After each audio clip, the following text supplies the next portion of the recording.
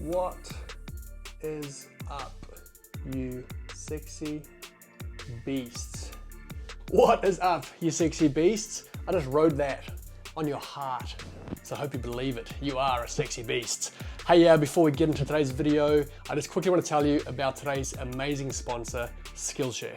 If you watch my videos and you're part of the tribe, the chances are pretty high that, like me, you are very interested in improving yourself in every area of life, and Skillshare is the perfect place to do this. Skillshare is an online learning community with thousands of amazing courses for people like us who like to explore our creativity and improve our skills. I love drawing on my photos. It makes them more unique, it makes them stand out. I use my iPad, my iPencil, and an app called Procreate. The trouble is I'm not that great at drawing or doodling, but I found some awesome courses on Skillshare on how to actually use Procreate, and the one I'm currently doing is Procreate for Beginners by Tia-Clair, and it's really taught me a lot more about the interface and the tools you can use within Procreate. So I'm excited to take my photo doodling to the next level. As a creative, it is super important for me to be constantly inspired and to constantly learn new skills so I can keep my work fresh and unique, and I found that Skillshare is a great place to do this. So no matter what your interests or your passions are, the learning opportunities on Skillshare is endless and they cover all sorts of topics. I know you're gonna find value there, and the first 1,000 people who click the link in description or use my code Etsebeth can join me on Skillshare free for a whole month, and you can just learn and explore to your heart's content. So Skillshare, thanks again for supporting me and for sponsoring this video. Yo! What's up, dude? How are you? Good, man. How are you? Good. Let me throw my headphones in. Turn you up a little bit here. Where are you? You at Matt and Sammy's? No, I'm at my house. Ah, sweet. Love it, man. Thanks for jumping on. I appreciate it. Yeah, absolutely. How's the Thank you for having me on. Oh, bro, so good, so good. How's the weekend? You guys are away at a lake house, you were saying? Oh, we had such a good weekend, dude. So we had Dallin and DB in town, and so Friday we trained at Matt's house. Saturday we trained at 802, the gym that we go to here, and then on Sunday we trained at 802 in the morning, and then we drove out to this lake house that just a guy that O'Keefe met has lent to us. His family is there, and like we go and swim and did some workouts out there. And by we, I mean them. I did no working out. That's so good. That's so good, man. I was going to ask you about the weekend. Like, I saw some photos pop up of DB and Dallin being in town, and even Justin Kotler being around. What was it all about? What was the weekend all about? So they're just kind of friends of ours that they have been wanting to come into town. I know Dallin and Danielle pretty well, and like have over the years. And so we saw everybody at Mac, and they expressed interest in coming in, and we were like, yeah, come into town. Like, it'll be really good for Jay and Mal to have some training partners and some fun. And we did kind of like a games camp. Nice. And so everybody got a little bit out of it. Justin came to help out and to watch and to help do some coaching. So yeah, love it. I thought maybe it was a good time. I thought maybe Matt was like, you know what, Jake, you're a fit man, but you're not fit enough for Mal. I need some other athletes coming here. Well, I was like, I finished with the Mac, and I was like, yeah, I'll jump in on some stuff with you, but you're on your own for now. Dude, how good was she, eh? How about you though? How did you feel about your performance at Mac this year compared to Granite Games last year? So, I mean, if I'm being honest, like, I'm a little disappointed with where I finished on the comparison side one year to the other, but they were so different, man. The years were just totally different. Last year, I like really didn't have anything other than training to do. Like, just trained, coached. I was doing some work, but was mostly training, and like had gotten back into it after about a year or so off. And then this year I moved, I had a full-time job, and I was in a totally new training environment. So like my expectations weren't really different this year necessarily. I just wanted to see like how the different training paid off, like what it would look like competing. And so I went in with really no true expectation. Like I wanted to make the games, and that has been the goal for the whole time, right? But I knew kind of based on the training that I had been doing, like my numbers in training and my performances, I knew it'd be a stretch to try to make the games. Like I knew that would be, I'd have to show out, right? And I'd have to overperform really, which is not like, you typically don't overperform.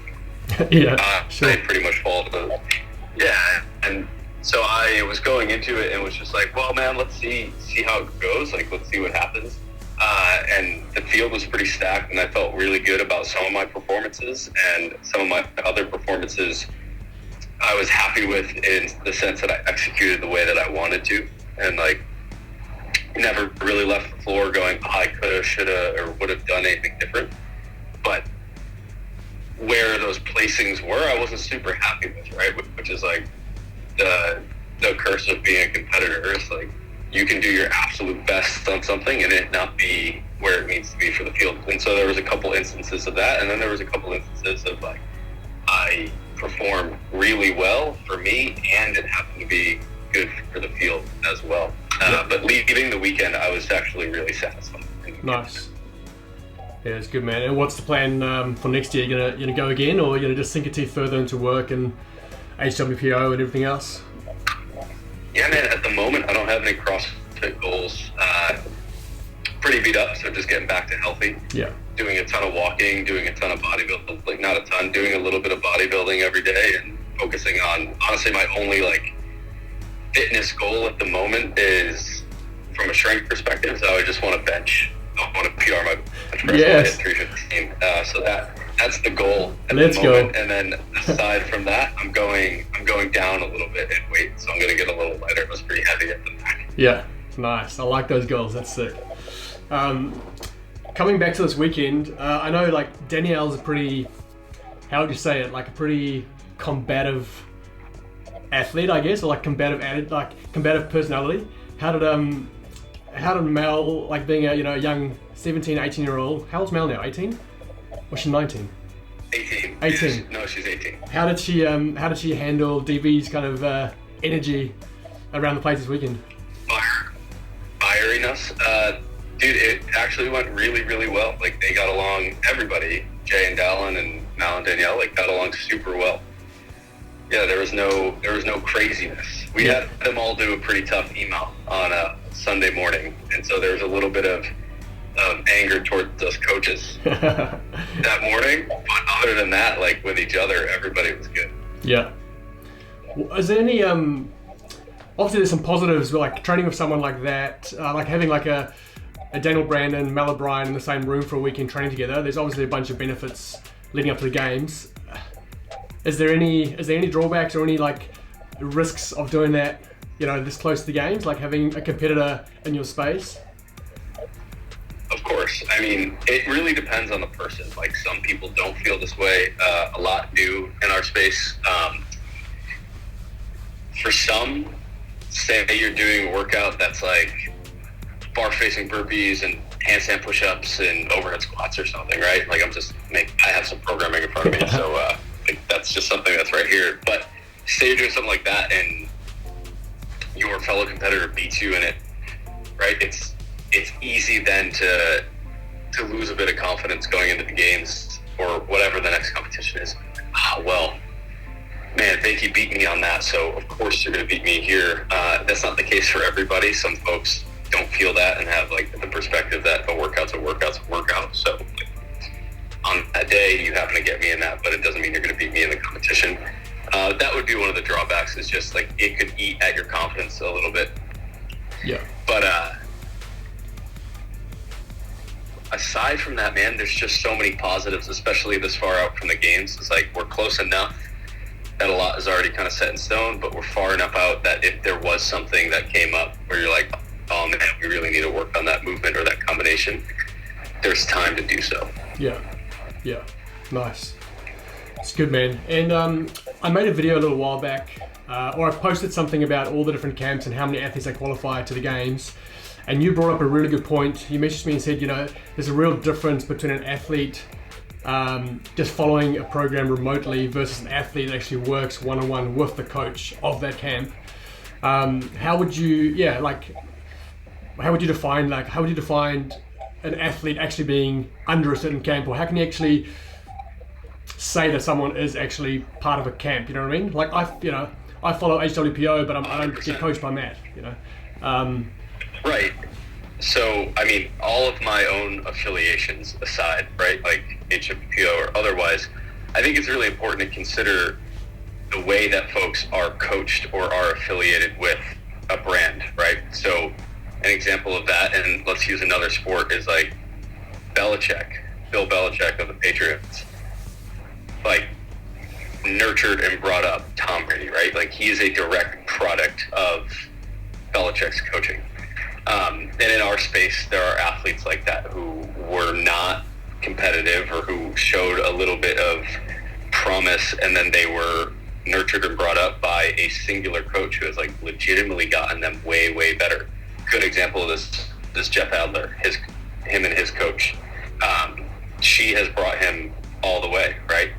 And she's now got another kid, Benoit Boulanger, I think his name is, who she has taken on and who has gotten significantly better in the last year. And it's like a pretty direct correlation to her coaching.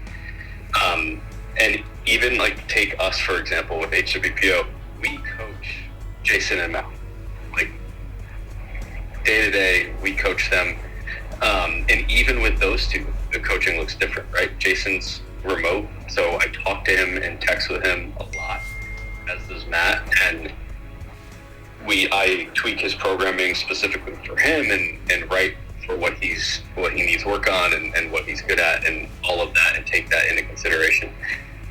But we program for him a lot and we support him a ton at live events, but day to day, we're not there in person with him. Whereas with Mal, we're in person with her every single day. So that's a different degree of coaching, even within our two athletes that we specifically coach hands-on. And then outside of that, you take folks who follow HWPO programming like yourself, or like some of the athletes that have made it to the games under our programming. Thierry Helgadottir is one of them. Keelan Henry is another. He's from France, but he's a South African guy. Nice. And then Nicolas Joel out of Canada is another one. And so we've got these three athletes who, a couple of them we didn't even know. And they made it, and they said, oh yeah, I follow HWPO. And so like, even something like that is they follow our programming. But I know Thuri, for example, has a coach in person with her who helps adapt the programming to her. So they're using it as a base, and like HWPO is the philosophy that they're working off of and the programming, but they have their own little team around them. And I'm a big proponent of the fact that like there's a lot of things that work for a lot of people, and just because you're flying the flag of a certain brand, regardless of the brand, doesn't mean that like nothing else can work for you. And I think that it is an easy game on social media to get caught up in like, all right, so this program sent so many, this program sent so many, which I think is a really cool post for the record. Like, sure, yeah, I think that's a great post. It's a good talking point, right? Yeah. And it leads to discussions like this. I just, from a coaching perspective, think it's important to consider, like, for us, we wouldn't take credit for Keelan making it to the games. Like, sure, we acknowledge that he followed our programming and that he's like doing it. But there's just differing degrees of coaching, and none bad or good, right? They're just different. Like, for 5 years, I had a coach who, for the most part, just programmed for me. And then when I was in live competition, like, I had another guy who would be the one with me, Cooper, you know Cooper. And he'd be the one strategizing events with me and in the back often. And my coach, Adam, came to a couple of events, but some of them he didn't. And so, like, he was more programmer and coach when I was at the gym, and then when we were out, it was Cooper. And so it just, the point being is it takes, like, a whole team. Sure. And so some programs, like, some people follow programs and adapt them to themselves, us included, right? Yeah. And then some people are like direct one-on-one coaching. And so for us, like, we have the HWPO Pro, and the folks that have made the games following that are kind of doing it on their own under our guidance, right? But then you have someone like, say, Brute, right? Brute is set up in a way where there is Brute, the brand, like visually the brand, but under that is this guy, Coach L, the Matt Torres, Nick Fowler, and so each of them have their own. Like Nick Fowler has, I think it's Spencer Panchek, whichever one's not with proven Spencer, right? yeah, it's expensive.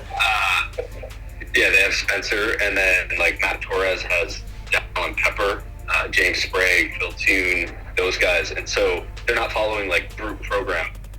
Torres is programming specifically for those guys, so sure. Everybody has kind of their own flavor. Yeah, of how they do it. Makes so much sense, man. Makes so much sense.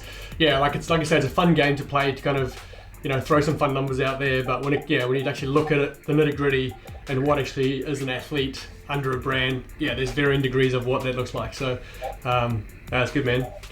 Last question I had, something I was curious about, having Justin Kotler around this weekend as well.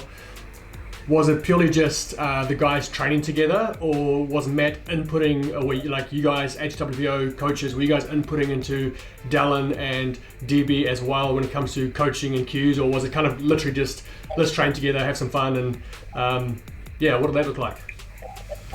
I mean, some of that comes up just naturally when you have everybody in a room like that, right? Because one, we all love to talk about it, so we just naturally will start talking about it. But the intention was, just let's everybody get in the room, let's all train together, and like if you see something, say something type thing. But aside from that, like it just kind of comes up, right? We all talk. I have a really good relationship with Justin. Him and I talk on a pretty regular basis, and we run things by each other 100%. But no, we weren't like, oh, this is what you're doing, let's tweak it, maybe you could do this. Yeah, I think it's cool, man.